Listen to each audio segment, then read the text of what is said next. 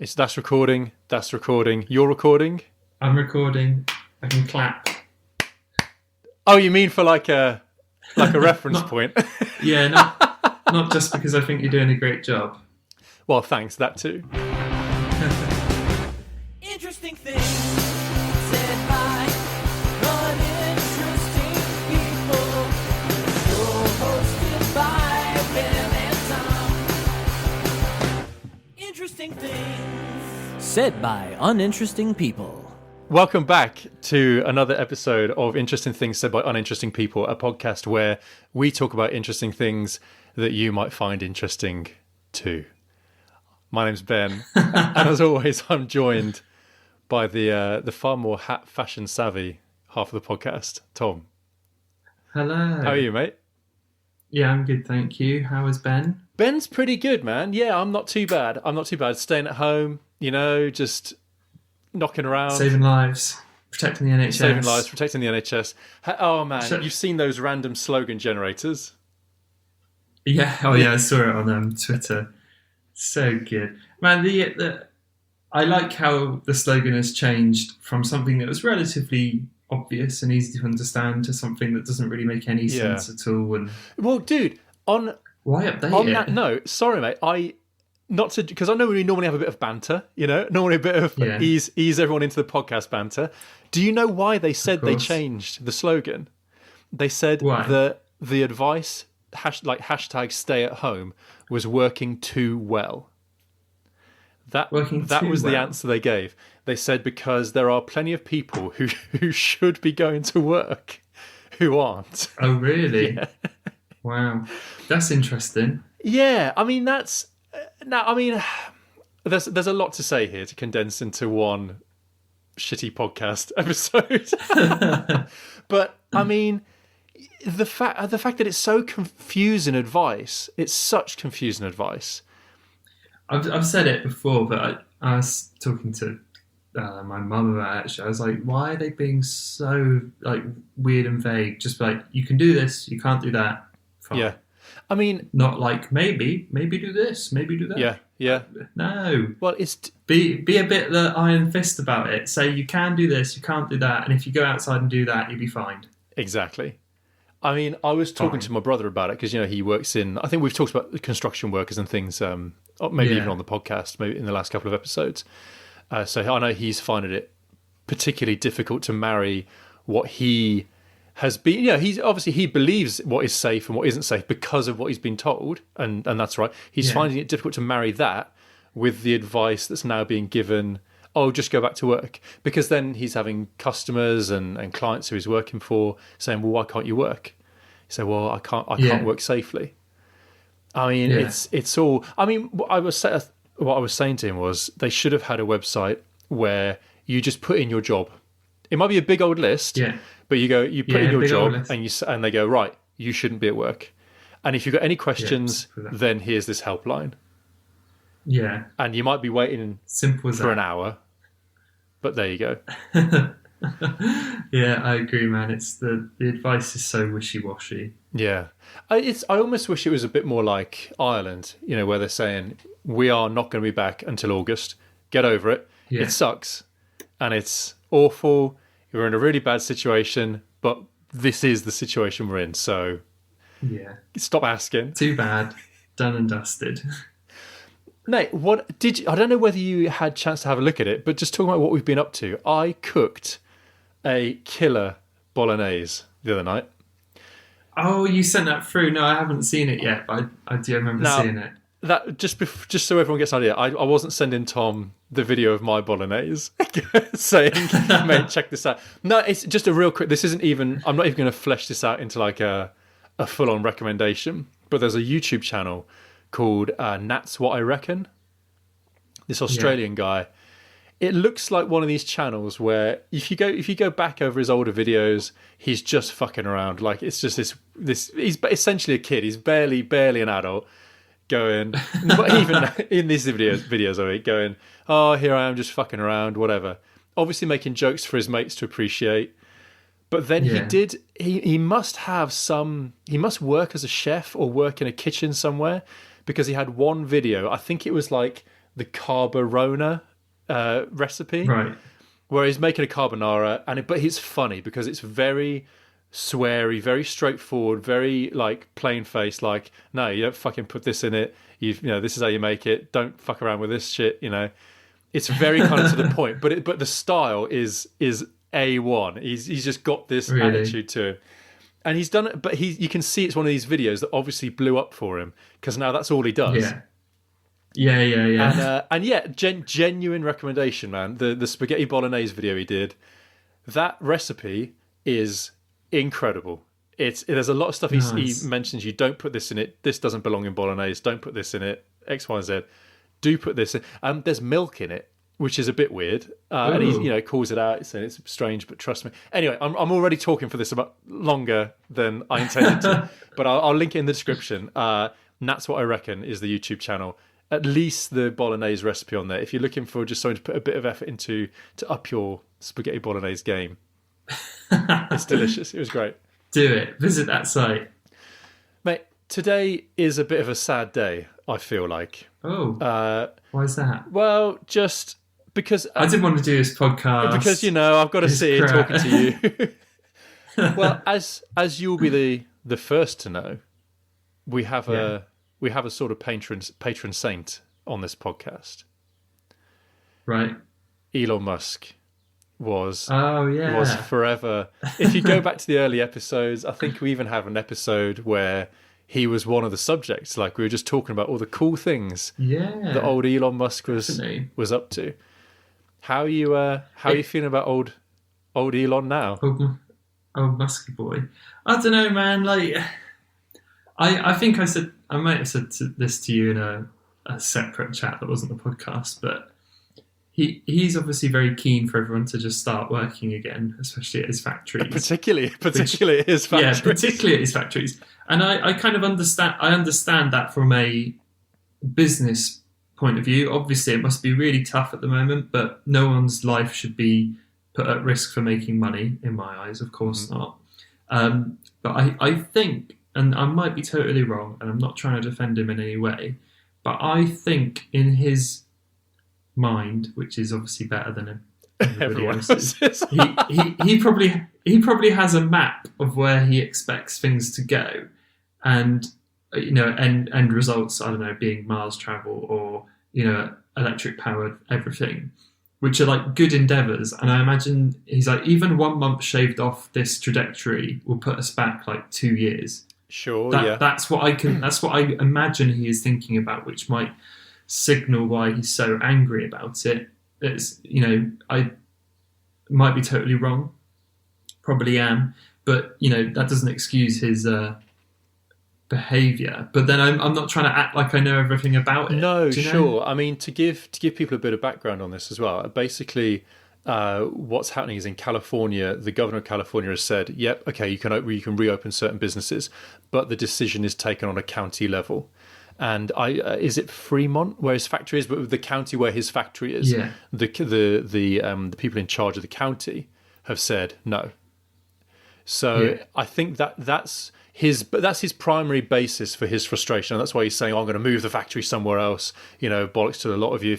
And he's trying to sue them, I think. I might be wrong about that as well. Yeah. So it's because the state is saying, yep, some people can go back to work, and the specific county where he is going, no. It might even be you can't. And I might be wrong about that, but I have a feeling it might be they've specifically singled out Tesla and said, no good. Which is, I guess I see in all the tweets where he's like, free California now, or something like that. Yeah. And I think he's leaning into that. America is the land of the free. What, you're taking away my rights and by not letting me do this and not letting me do that. Well, last episode we were talking about those videos, I think, of the Americans saying, you can't tell us what to do, and all the rest of it's just difficult. And I think I don't know how you feel about this, but I feel like because Elon is so used to, my mate Elon is so used to being in charge and being in command of a situation and saying, right, I know about this situation. I am in a position to be in charge. I know more than everyone else about this. Because he's used to being in that place. When you get the group of people who run the country saying, no, we've got a better plan for this. I think that grates with him. You have to... It's more on principle than anything else. Yeah, definitely. I can imagine that.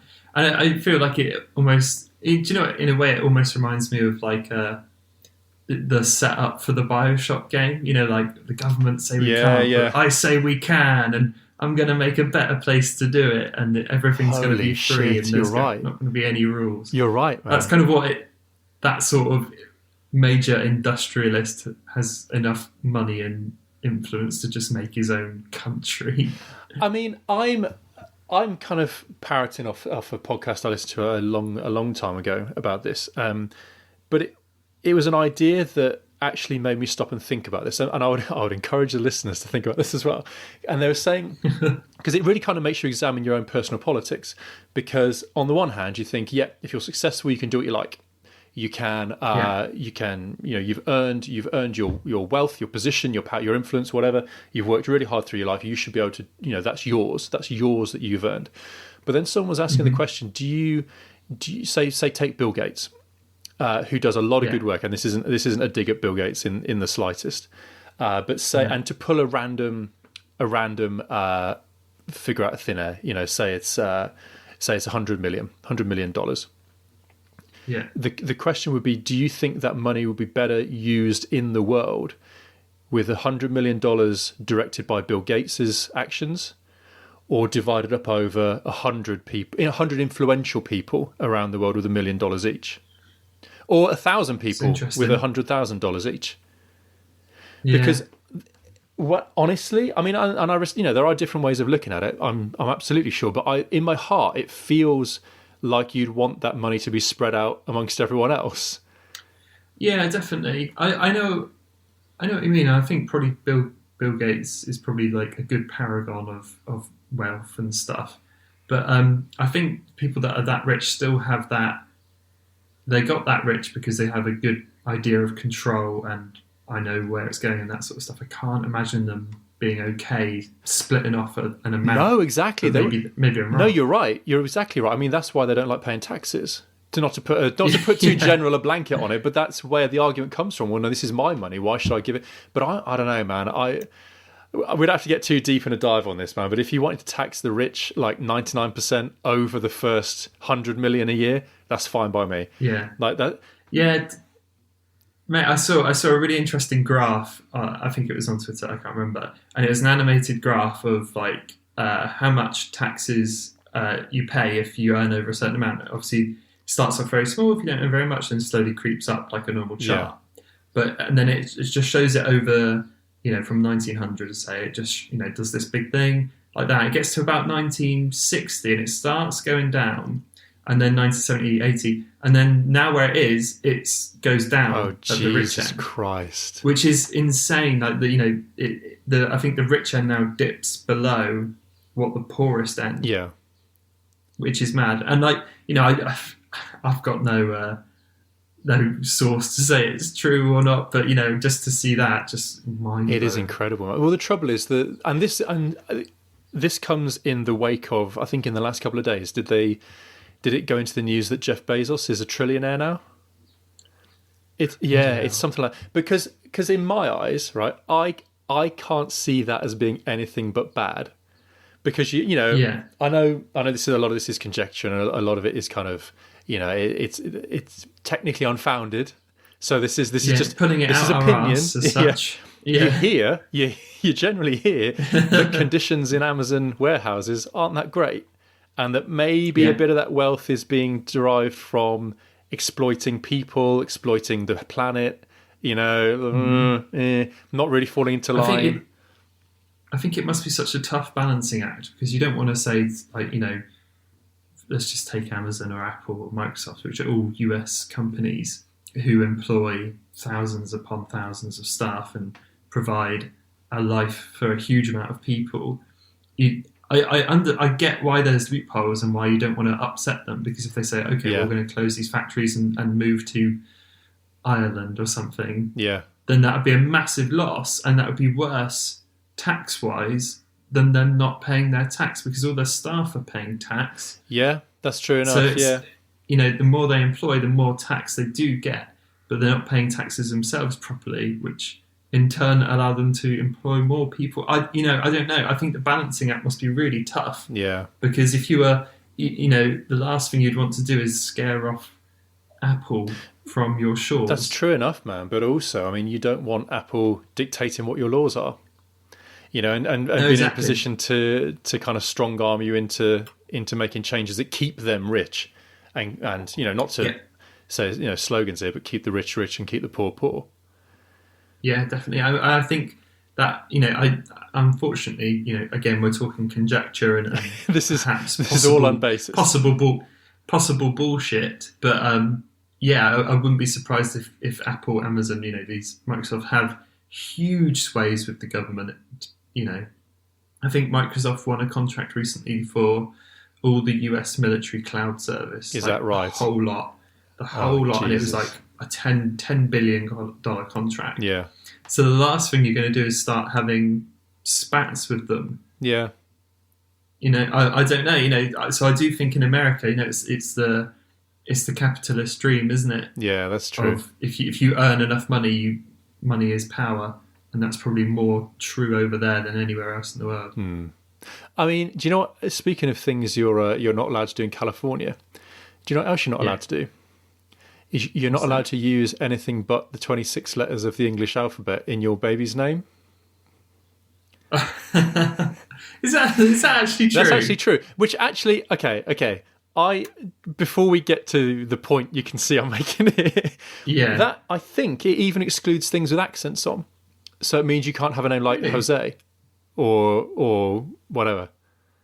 That seems weird. Yeah. I would allow accents, surely. Yeah, I might be. I'm sure I saw something like that, but again, could be wrong. Someone's going to listen to this podcast and debunk everything we've said leave a and comment, be like, wrong. Yeah, absolutely. Couldn't be more wrong. What you want to do is wind down your window if you listen to this in the car and just shout your comment out the window, and we'll hear it. It's fine. We'll hear it. But dude, in terms of baby names, that is Elon's new kid's name is an interesting one. It's a head scratcher, isn't it? I guess the background here is, if you hadn't seen it, which I'm sure you probably have, is Elon Musk's new baby with Grimes. Yeah. Is called. I almost don't want to. Have you got it? I've got it here. Yeah. Googled? Because I'll let Ben say it, because it's a combination of letters you wouldn't expect. Well, it's. I'm gonna just say how it appears. It's X. Okay. And then an AE joined, and then A-12, the number 1, 2 in Which digits. sounds like a clone's name. Yeah. XA12, get back in line. Yes, sir.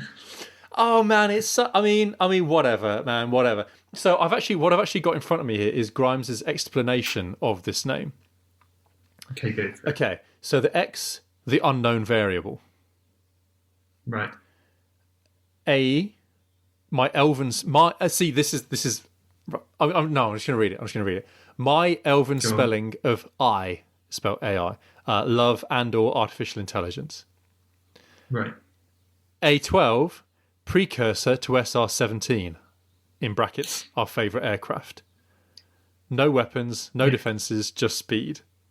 Great in battle, but non-violent.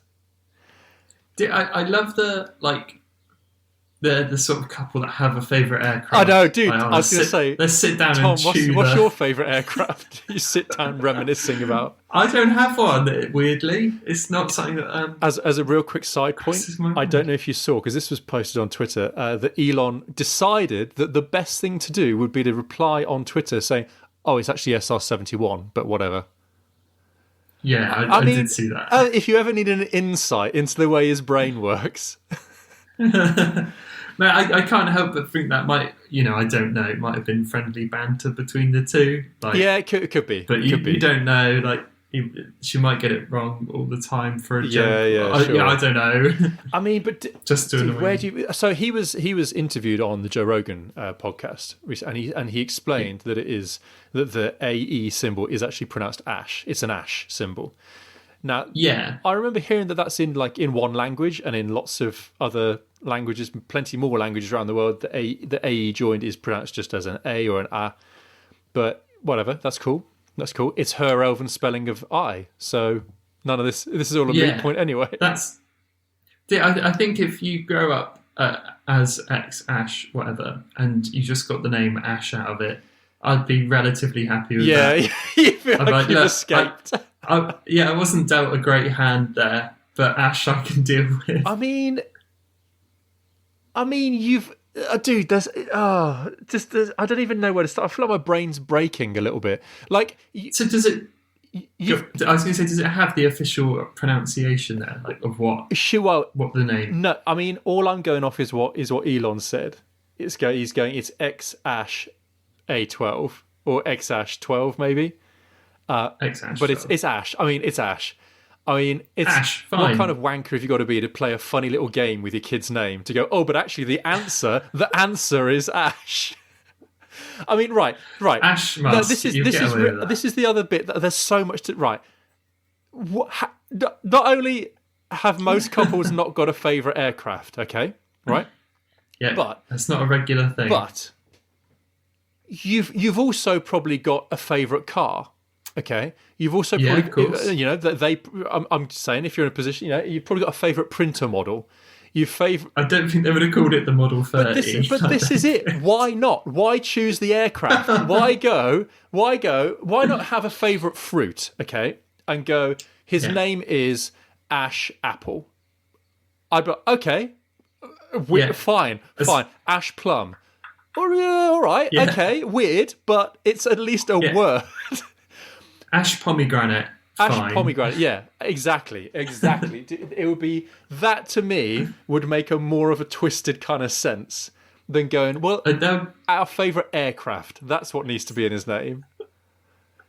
Do you reckon they've got like a picture of the aircraft in his nursery? I hope so. Like, look at that, look how fast it is. It's funny because like celebrities have often had like not silly names, but they call their kids strange things. Like, it is someone's kid's called Michael Jackson's kid's called Blanket, isn't it? Yeah, that's an odd name. Well, look at Duncan. Is it Duncan Jones? Bowie's kid changed his name. I might be getting this completely wrong. He might have a different kid called Zoe. But I'm sure Duncan Jones has changed his name. I'm going to check that now. From Zoe. Spelled. Duncan Jones was born Zoe Bowie. Yeah. Zoe Bowie, poor I know. kid. Well, he changed his name. I mean, I'm not. There's probably lots of other reasons for that too. Yeah, I'm sure. Zoe Bowie, but it's a guy. Yeah. I don't want to get into gender names and all that sort of stuff, but Zoe's, would probably bring up female to most people. Oh, dude. As a real quick side point, you can do research online and see how genders have changed for names. Like Sue used to be a boy's name. I think Elizabeth used to be a man's name. Like, dude, not. You have to go back a few hundred years, but names that you would never imagine to be a man's name or a woman's name weird. Yeah. Maybe if I can find a good article on it, I'll put a link in the description. This is when you want a nice strong biblical name like Thomas. Yeah, I know, right? Yeah. Yeah. No chances there. I don't know. This is the thing, man. It's not to rag on someone's creative choices or not to take the piss out of the kid for having a weird ass name, but I find it hard to deal with when parents do that to a child, because it's because it's not about the kid, it's about the parents. It's 100% about the parents. Oh, of course, yeah. I don't know, man. It's the weirdest name. Sometimes I feel like celebrities do it to get a headline or to make a big fuss. Yeah. It kind of, if anyone was going to do that, it doesn't surprise me that it was Elon Musk and his wife. Yeah. So, but power to them. And if the kid gets his name to just be Ash in the end, then great. Fair play. Good on you, yeah. Who knows, mate? I mean... Or X. Just call him X. Be a bit weird. Just call him X. Yeah, that's fine. Who knows, mate? If Musk keeps going the way that he's going, he might even drop the Musk by the time he's an adult. Yeah. Right, no relation. Definitely. Just no. You look a bit like... No. Oh no! Did he send You look everyone like to the an moon? X. No. Tell you what, you look like my favourite plane. Yeah. But yeah, those Oh are just some of the jokes that poor kid went Oh to. man, by mature, supposedly adults just like me and you. Yeah. Oh man. By two. Dude, we should Poor kid. talk about something that isn't insulting a week-old child. Yeah. Yeah. We But that's what we do best, Ben. come out of our comfort zone a little bit. I know we talked about this in our real lives, but we looked at the tech demo for the Unreal 5 engine. It's what I mean. What a left turn! I mean, what is tech? Musky tech into Yeah. But well, if you think about simulation, maybe, dude. Yeah, we watched it. What did you think of the Unreal 5 engine? I thought it was great. Not to put it really simply, but I thought it was fantastic. What do you? It was awesome. Wasn't Do you think it's a big enough leap forward from what we've already got?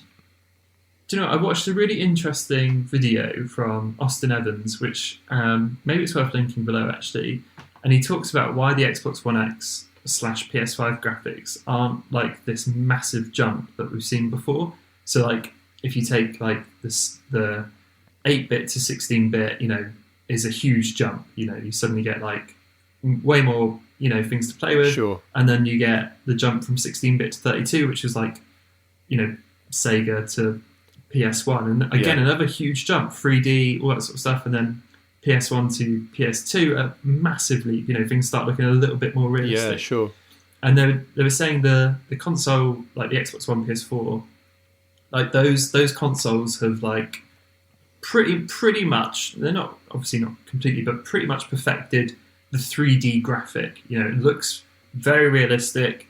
There's obviously things that can change and that sort of stuff, but they're saying that the Xbox Series X and the PS5 will take advantage of like ray tracing, which is like real-time light emission, and they'll make those subtle changes that make it real, as opposed to making you see graphics in better detail and stuff. They'll just be those little tiny things that just make you go, wow, that's awesome, or something like that. Do you know what my impression of it? I mean, just again, we should get better at doing this, but just to give context for people who haven't seen this, there's a new video game engine that's being developed. It's the Unreal Engine has a massive pedigree. I mean, it goes years and years back. Tons of games, even that you wouldn't expect to be based off the Unreal Engine. And it's basically the way that you put your game together. It's how how you build your game. You build it in this engine. And there's the fifth version is coming out, I think, next year. I think they said 2021 it's slated for wide release. Pretty soon, isn't it? And the way. So you. Sorry, mate. I was going to say you'll probably know Unreal Engine, because I think at the start of every game that uses it flashes up with a big U. Yeah. It will say Unreal, powered by Unreal, or something like that. I mean, so if in the unlikely slice of people who are hearing this and are gamers who aren't already familiar with what the Unreal Engine is, and people who aren't gamers at all and would never know what the Unreal Engine is, if you've seen it, if you're not do know what it is, you probably have played a game that's powered by it. If you played any first-person shooter, you've definitely played it. I mean, what the new one seems to me like, though, is, I know we talk sometimes about the Corridor Crew YouTube channel. Yeah. This is what we've been preparing for. Right? Everything they always talk about when they're analysing CGI effects, when they're saying, well, look, this highlight should have been more specular. This should have been more diffuse. This wall should be lit up because there's a fire over there. That kind of ray tracing principle and all the rest of it. I feel like this engine is generating that. Yeah, definitely. So I don't know. I feel like I know what you mean, where the difference in what the end result looks like. If you're watching a movie of this engine and the engine before, right? I don't know that you'd see so much difference in it, because it's achieving a similar level of finished image. But yeah, definitely. I think it's one of those cases, if you had the screen next to each other, like one here, one there, and you look between them, you'd be like, oh yeah, obviously. Sure. But if you watch one and then turned on the other one and watched that, you'd be like, but I think the biggest difference here is that it's generating it on the fly. It's like they've almost gone, right, well, we've got this level of quality. Now let's take a step back and we want to make it in a way that takes the ceiling off what we can achieve. So if the computer's generating the lighting effects, and if the computer's generating how the bugs move in the tech demo and how they scurry away from the light and how the light reacts when there's a new light source, if we can make the computer do all that legwork, then we can just, like they say in the tech demo, they say we can just focus on the art of it. We can focus on just making it.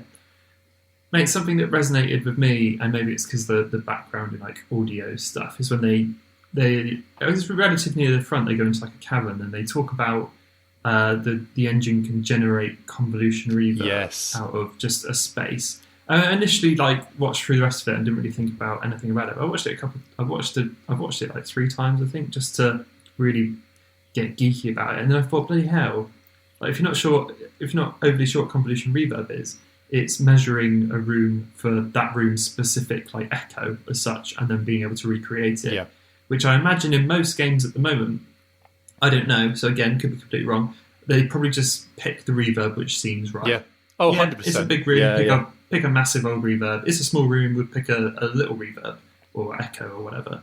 But the fact that the engine can now do that with, if you just build a room and it's like, okay, well, here's the echo for that room straight away. That's pretty incredible, because it takes off the task of someone having to do that, but also make it feel incredibly realistic. Yeah. If you're wearing headphones or something, you'd be like, wow, I'm actually...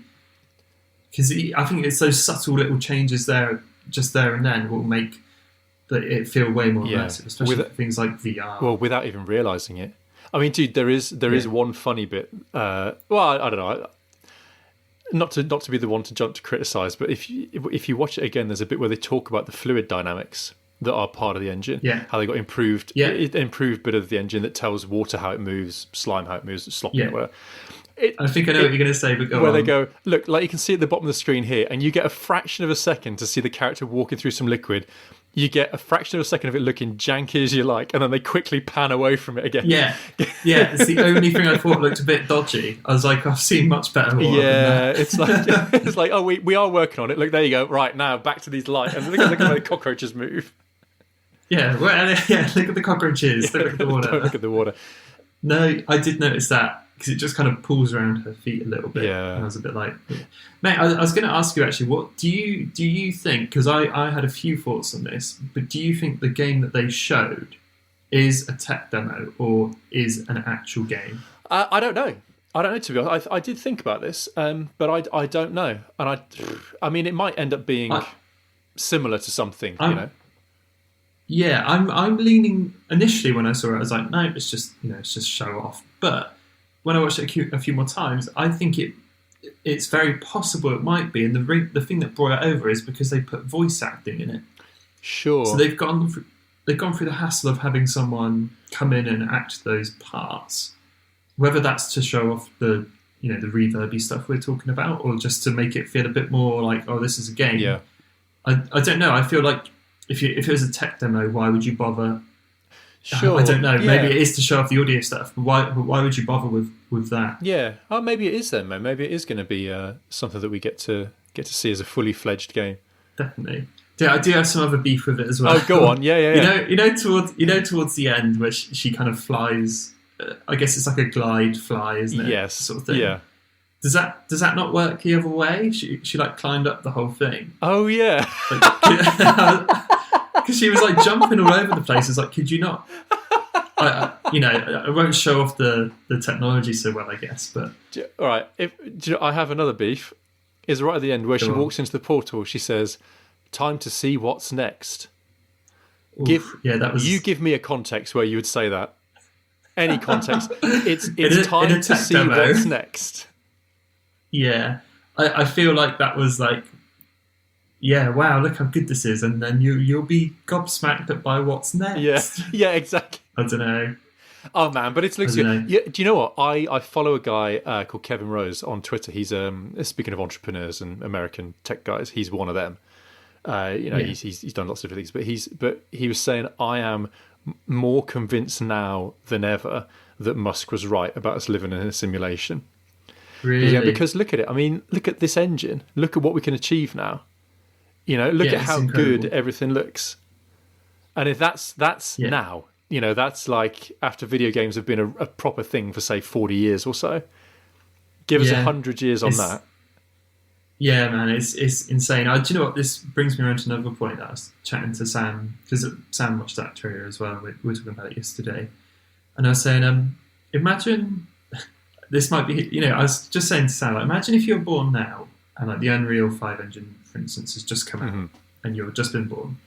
So by the time you're like 13, 14, that engine will be somewhat probably archaic, and maybe a bit like, oh yeah, we're coming around to the next one now.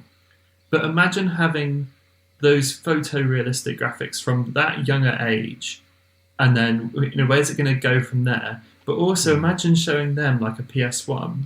I don't think they'd be able to comprehend it. It's like you used to play with what polygons. How did you not realise this isn't real? Yeah.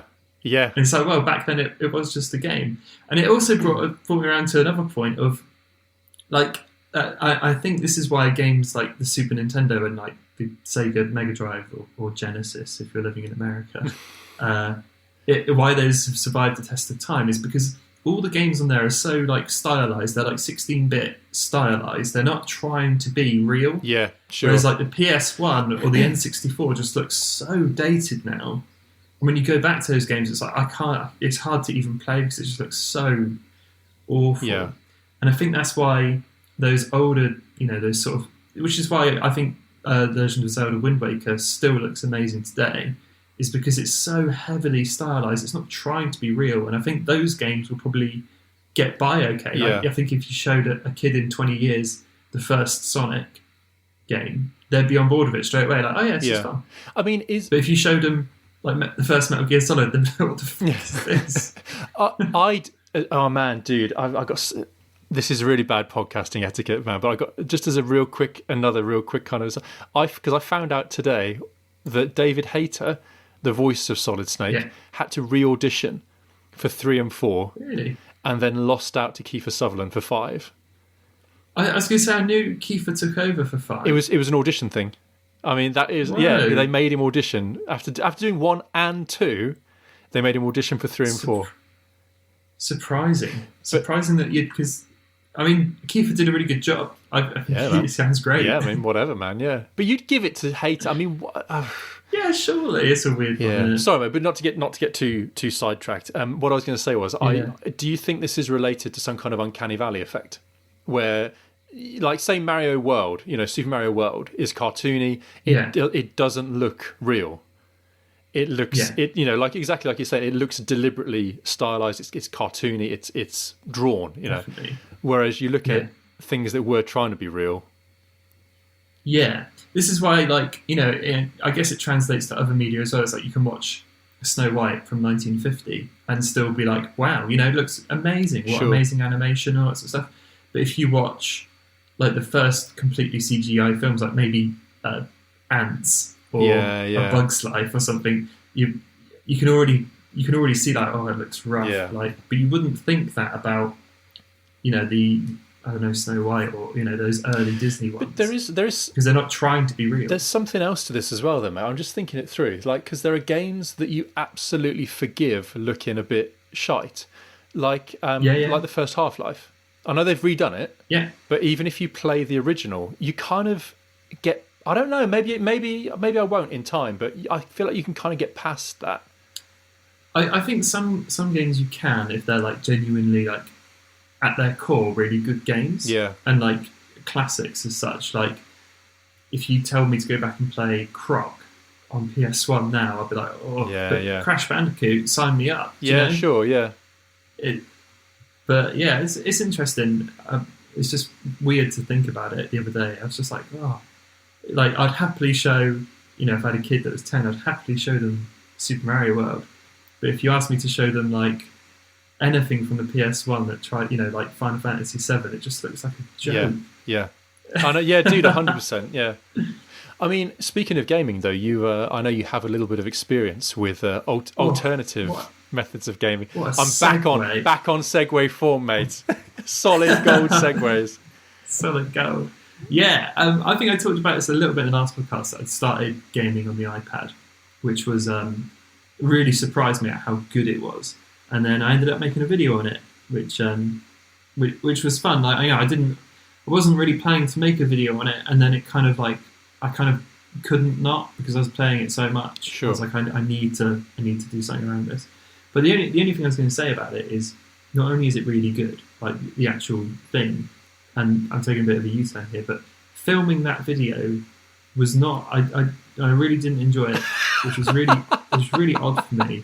I was talking to Sam about it. Sam also makes films and stuff. If you're not sure who he is, but I was showing Sam the shots of like just the desk of me playing it. I was like, they're just crap shots. And he's like, yeah, but you're not. These shots don't need to be nice. They just need to show you what it looks like. Yeah. And for the first time in ages, I had that realization, like, actually, he's right. It doesn't need to look good. It just needs to show it off. It needs to look like real life. And I struggled with that a bit. If this is the controller, this is terrible for a person. If this is the controller, I had this shot of the controller's really up close to the camera, and then the monitor is in the background, so you can see me. You can see your thumbs do, and stuff. Yeah. To get that shot was a nightmare. I must have spent about 2 hours getting that. Really? It was horrid because I had to set the tripod up, and then my arms went around the tripod like this. But because the tripod wasn't like at sitting thing, and it wasn't at standing, I was kind of like half standing, half sitting. So I just bumped the mic, half standing, half sitting, like holding the controller there, pressing record, making sure there's something decent happening on screen. Yeah, sure. Not the menu. And trying to balance myself without knocking the tripod. It was hell. The experience of filming that video sucked. Oh man! So I hope if you watched it, you enjoyed it, because I fucking hated putting it together. Well, dude, it's all right. I want to say two things. So the first thing is it's a really good video. I did really enjoy it because it's an interesting topic as well. It is interesting. Using something you wouldn't necessarily dedicate as a. And I know you said it doesn't replace a gaming system, but it's genuinely interesting video. The second thing I was going to say was I know that video must have been horrible for you to make, and I know it must have taken you forever. Because did you have to cut your nails halfway through making it?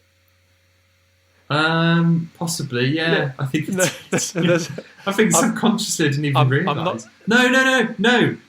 Callie fills in. This is another thing I have to do. Well, dude, that's fine then. Yeah, no. I was thinking about it. No, so whenever you see, this is some bite review insight here. Whenever you see like me scrolling through a phone, or holding a controller or something, it's never me. What? It's always Callie. Oh, dude, that's yeah. Because it doesn't, unless it's like a stationary tripod. You can usually tell it's me because I have massive sausage fingers. Sure. But yeah, whenever you see like longer nails or like perhaps a ring on, I suppose, it's not me. Yeah. It's I just get Callie to come up and just hold. Honestly, it turns a shot. Because if I've got to film myself on my phone, I've got to put the camera behind my shoulder, I've got to have a monitor around the front so I can check it's in focus, and I've got to hit record and use it properly in focus with the camera. Whereas if Callie can just come up, I can literally bin off the tripod, hold it handheld, and just say, can you just scroll through those? It takes like maybe 5 minutes of what would take me perhaps on my own an hour. That's something. That's actually something interesting for just anyone out there who might be making videos or making things for YouTube channels. Having someone else, because I'm relating this to kind of making music in the past and just anything in life. If you're really struggling to figure out how you manage to do something, a lot of times the answer is you just need someone else. You just need a second pair of hands to, like you say, just to hold it. Now you said it sounds so obvious, and of course you would do it like that. Mate, of course, and like Callie gets annoyed at me sometimes because she'll be watching something. I'm like, I need your help. She's like, for God's sake! But I'm like, only take 5 minutes and I'll make you a cup of tea. You have to power through that, mate. You have to power through that resistance. But there's the secret. So it's probably in every phone review video. Callie's hands will probably be in it at some point. Yeah, we can go back and find. Mate, more. We will be now. But yeah, it's all very much Callie. It's never. So I don't have weird long nails for a guy. It's just it's actually a girl's hand. What I love most about it is that I just looked at your hands and went, "Oh, it's just Tom with long nails." So you must have very, very well kept hands, very, very dainty hands. very dainty hands for a guy. Mate, But no, yeah, that's the secret. there was something else we were going to talk about today, to do with film, also to do with film and video. Yeah, definitely. Because this is a film that I've wanted to watch since it came out. Yeah. The cinema near where we live didn't show it in the end, it turns out. I was going to say I didn't think it was on that. I was absolutely gutted because I kept checking the release. Well, I say I kept checking their site to see when it was around because I knew that it had been released. And then I kept checking the release date, and then it was like, oh yeah, eventually another site said, oh, it's out of cinemas again now. I literally just sat there waiting for it to come and just know that it's Jojo Rabbit has finally been released. I mean, by the time we're recording this, obviously it's been out on digital for a little while now as well. Yeah. But yeah, so I mean, for me, it was something I'd wanted to watch for a long time because I really like Taika Waititi, especially from his indie stuff, especially after Thor Ragnarok, and he started doing some more high budget stuff. Yeah. But yeah, so because you watched it as well, didn't you? I watched it as well. Yeah. What were your initial thoughts? What did you think? Well, should we do like a note? Because I think we could spoil this for people. So should we just keep it to spoiler free for a bit, and then we're going to tell you when we're going to start talking spoilers. I mean, let's do it. With no spoilers, I thought it was good overall. Let's start there. I thought it was a good film. Wait. Let's start at the start. Give us an overview, Ben. What is this? Okay, so this is a film set in Germany towards the end of the Second World War, and Jojo Rabbit is the nickname of the little boy who's the main. He's maybe 8. I think they probably say specifically how old he is in the film. Yeah, he's pretty young, isn't he? And he loves the idea of being a Nazi. We should maybe start also by saying this is a comedy. Yeah. He's Hitler is his like superhero hero, isn't he? Yeah. He I mean his dad is absent, and maybe that's part of it as well. Maybe it's a father figure-y sort of thing. But he really wants to be a Nazi. He really wants to go and kill Jews. He wants to emulate, like you say, his hero. He wants to become buddies with him. Yeah, definitely. Yeah. And to that end, his imaginary friend is Adolf Hitler, played by New Zealand-born Taika Waititi. And it just goes from there. And it's kind of about him. I'd say it's almost like having to marry up the child naivety with something obviously very horrible that was going on. Yeah. And I think the film replicates that in just how it is, in how the story is built. Like there is that super childlike, oh, this is all I know because it's what I've been told, and then here's the sudden horrible realization that it's not quite what I thought it was going to be. What you're told. I mean, the fact that you can be told that your country is doing the right thing, or people in your country are doing the right thing. And you just go along with it, like, yep, cool. Because I mean, this is in the trailers as well. But then you find out that his mum, Scarlett Johansson, in the film, is his mum, who is in the film, Scarlett Johansson, is hiding. Are we diving into spoilers now? No, well, no. This is still trailer stuff. This is still trailer. Oh, okay. So this is still trailer stuff. She's hiding a Jew in the house. Yeah, and it's one of his sister's friends. Yeah, and so he then has to confront that. So he starts this not a relationship, but it's his interaction with her changes over time as he starts to question a few things. But yeah, man, I did really enjoy it. I there wasn't a lot I thought was wrong with it. No, fair enough. I thought, I mean, this will be in spoilers a bit more, but I think tonally, there's obviously a shift in tone. Through the film. Time. But I thought in terms of marrying up the comedy with the more serious bits, I feel like they did that well. Yeah, I think let's dive into spoilers. So, okay, so if you haven't watched it. So yeah, let's. If you haven't watched it, then watch it because it's really good. Yeah. But now it's kind of spoiler from now. I'll say the shift from comedy to, I guess, tragedy. Was so sharp for me. I did not see it coming at all. But it's when he goes up to where people are being hung in his village, I guess, or his town or something, and he hugs it, and you see his mum's feet, and it's like, oh my god. Yeah. And dude, the worst part about that, and I think it would probably warrant a rewatch. I'd like to rewatch it. Is that her shoes and feet are so foreshadowed in it. She dances around at the time. She wears all these different shoes, you know. Well, even down to the framing of it, you know. Yeah, and like the. Well, no, just thinking where there are lots of shots in the movie where she's on ground that's higher than he is, so it's framed it's framed on him with her shoes in the shot. Yeah, that as and it's well. a very childlike thing the as well, where it's like he's looking up to it, like Charlie Brown. You know, it's like his parents are up there. You know, like it's a very it's quite clever directing, really is. Yeah, definitely. And when he can't tie shoelaces, and then he still can't do it when she's hanging there. It was horrible. I was so like clued into this as a comedy film. Like me and Kelly had a few laughs while we were watching it. Sure. And then when that happened, and I don't want to throw Kelly under the bus, but she does check her phone a few times during films, which is something I don't do, or if I do it, I'm very conscious and I'll put it away as soon as possible. But when he went and hugged the shoes, that realization, I just said, "Oh God, no!" like straight away, and Kelly's like, "What?" And I was like, "That's his mum." Oh God, and she's like, "Oh," and I was like, "Oh," and then you just see that little leaflet that she'd been putting around or something like it's like stuck to her trousers, and I was just like, "Oh, that was really horrible." Punch, man, it really is. Oh yeah, it's a proper 1-2 in it, right in the feels, right in the gut. They say that though, don't they? Like you, if you're good at comedy, you'll definitely be good at tragedy because it's that access to emotion, isn't it? That access to all feelings, not just funny ones.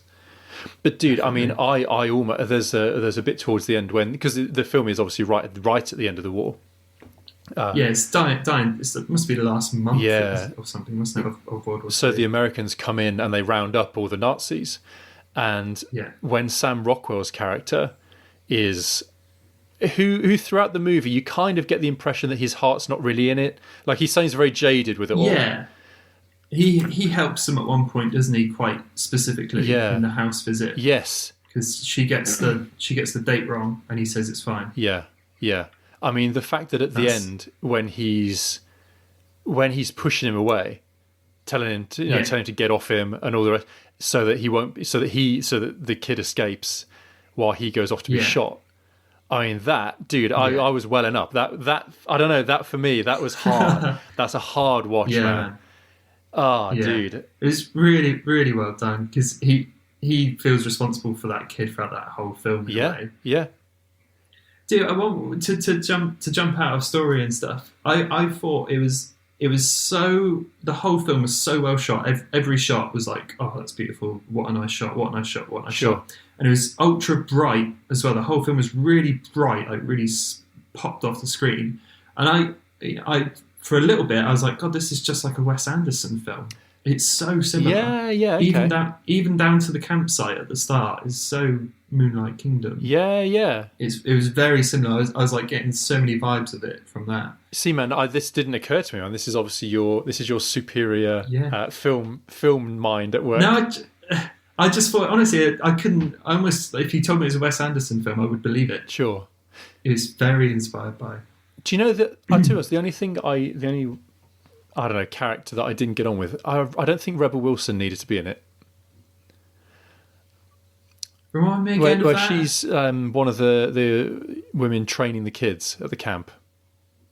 Oh yeah. Sorry, I think to be honest, it might be that, and this is nothing against Rebel Wilson. She's fine as an actor, you know. But maybe for me, it's the fact that I can't see past it being Rebel Wilson. I'm like, it's you, and then it's I don't know, man. I don't know. She just stood out as a kind of, I don't know, something. Yeah, something didn't seem quite right there in that role. Yeah. I did like the film, and like I said to you on text, I wouldn't put it up there as like a must watch. I really liked it.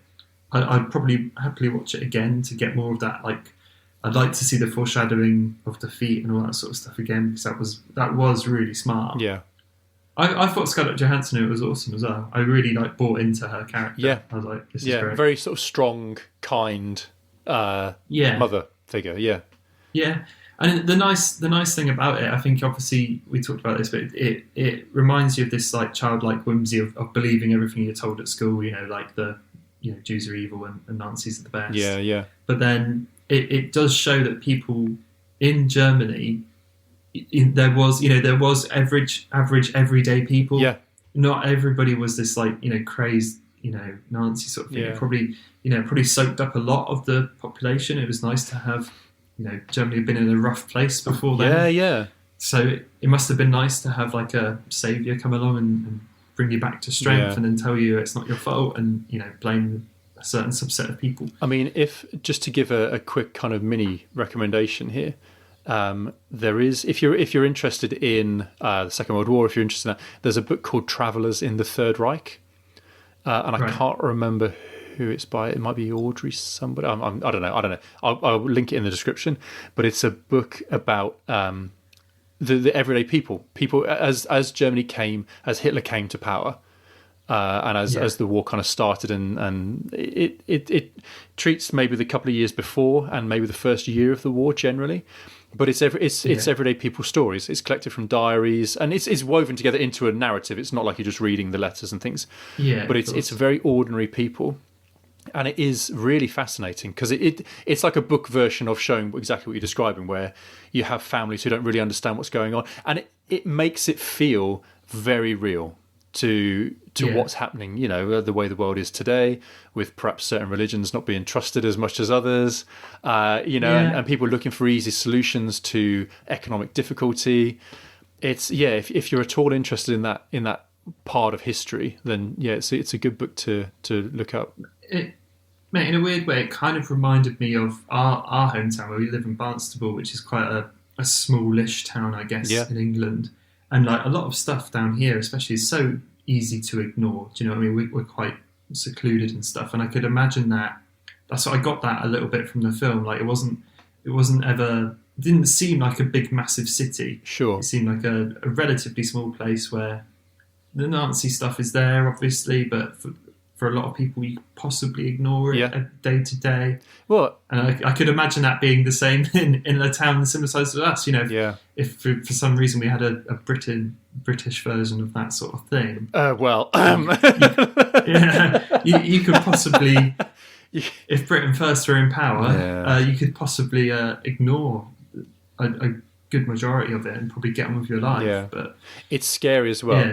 I mean, not at all to start talking too deeply about this, but it's scary how politics like that can be made to seem normal or legitimate. Yeah, that was the big shock. Yeah, that was one of the bigger shocks, wasn't it? Yeah, I mean that's a happy note.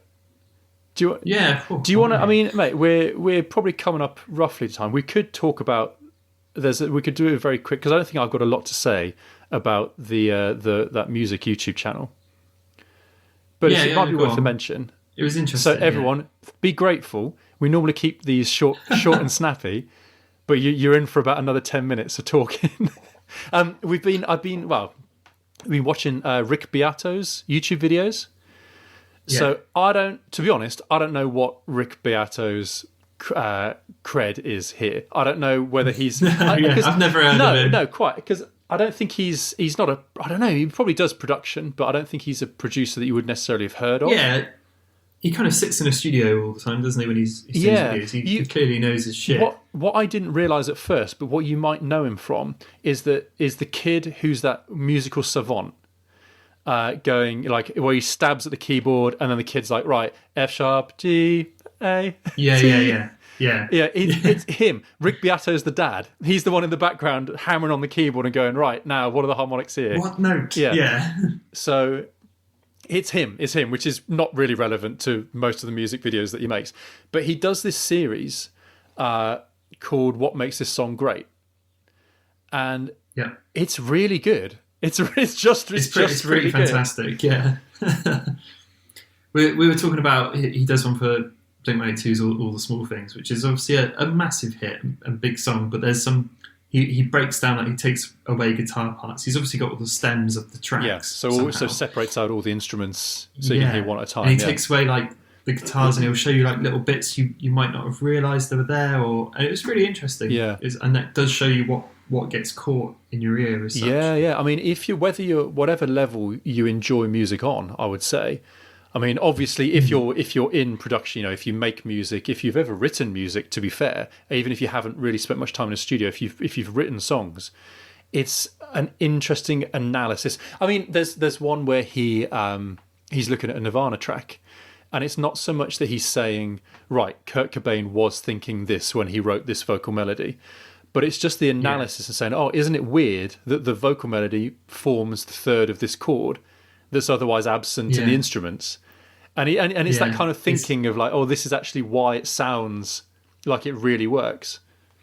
Yeah, definitely. It's proper, like, that's it. If you've got no musical knowledge or anything, or even if you're writing a song and you're hitting on those things, you don't even realise it. He'll explain like, this is why that sounds great, because you're adding in this missing section. It's very. That's it. Smart. I mean, even if you're not much of a music player, at least. I mean, I sent one of the Led Zeppelin analysis videos he did to my dad, who's he's a big Led Zeppelin fan, and I think he can appreciate it, even if it's just a song that he liked. If that makes sense. So my dad's never going to play that song. He's never going to write a song. But I'd say if you're listening to us talk about this now, and you're not really a musician, or if you're only if you're interested in a band, this guy's videos might actually still be interesting if you find maybe one that's about a song that to hear it broken down, kind of see a bit of how the sausage is made. Rick Beato, Beato, on YouTube. Yeah, it's definitely worth a watch. Mate, I've actually got a Tom's recommendation for this one. Oh, do it, because it's a podcast that I've been listening to. That Randy put me Whoa! Hang on. Whoa! After you finished listening to this podcast. Yeah, of course. Do not switch this off. Actually, no, I'm not going to tell you. Go on. Okay, yeah. No, I've got to because it's been genuinely like, I listen.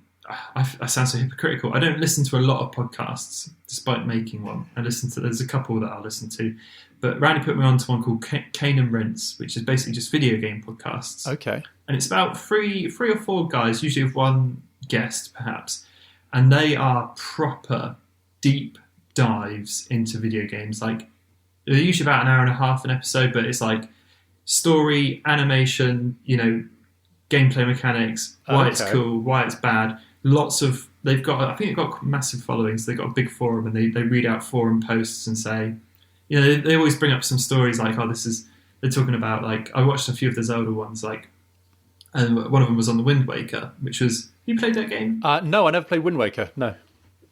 Right, Wind Waker was quite divisive because of like its look and all that sort of stuff. But it's probably my favourite Zelda, and one of the stories they read out from the forum is so like nice. It's like, I used to, me and my sister used to play this game, and then she moved away, and turned in, she started having boyfriends. I was still too young to understand all that sort of stuff, and it's just so many like nice little stories like that are built into it, and it makes you go, oh yeah, this is why you like video games. Like, it's really cool. Cane and Rinse, if you play, they've got over 400 episodes, so any game you've played is pretty much going to be in there. Okay. And if you enjoy the game, for instance, there's got to be a Bioshock one. I haven't looked out for it yet, but they did one on the Dark Souls series and Bloodborne. Oh, great! Which are what I'm playing through, and they just know it all. They're just very, very into it. But they're very like nice about it as well. They're like, I think 2 or 3 of them are dads. Okay. So they're like. So from the hour I've had to play it here, or from So they're not like ultra geeks that or they are, but they're not like, oh yeah, I've played it for 20 billion hours. Sure. They're like, oh, I've set a gaming session from 5 till 7 in the morning so I can get through this before they get up. Oh god. But they seem like nice real people. And one of them's quite a bit older, so he's saying that the Zelda Wind Waker came out when he was like 40. So he's a bit older, so he's got a good, he's been playing games that whole period of time. It's interesting. That is interesting. Really cool. Cane and Rinse video game podcast. I'll stick a link. Big thanks to Randy Vanstone for recommending those, because they're awesome. Yeah. really awesome. I mean, mate, not to keep this podcast going until the end of time, but I've got a tag-on recommendation in a similar vein, which I don't have that much. I was wondering whether to mention it because I don't have that much to say about this. It wouldn't really fit anywhere else. But there's a YouTube channel called RetroAhoy. So I almost thought you were going to say something else then. No. So RetroAhoy. Right. It's a guy, he's a Brit who makes videos about video games, but old video games. And some of them are super short, but some of them are like hour-long documentaries almost about like Quake 1 or about Doom or about Half-Life. But he also does interesting videos about like explosive oil barrels in video games. And where they started, like why is that a thing? Like why do that's a staple. That is an absolute staple. But when you think about it, it doesn't really make a lot of sense to be such a ubiquitous the oil barrel hanging around, and so stuff like that is genuinely interesting. I would say if you're going to check the channel out, watch one about a video game that you really like, because I'd say they aren't perfect videos, because if anything, he doesn't.